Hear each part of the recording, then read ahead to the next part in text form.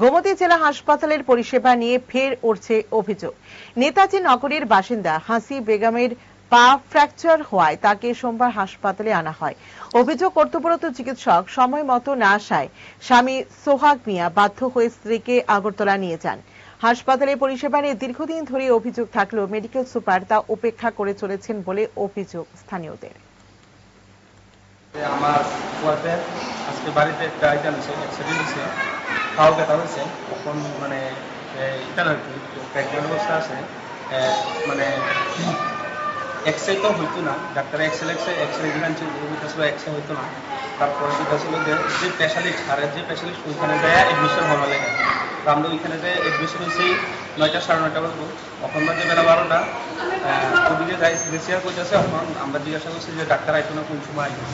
ঠিক আছে, রোগী তো ব্যথা করতেছে, জিজ্ঞাসা করতেছে ডাক্তার আমাদের গেছে। ঠিক আছে।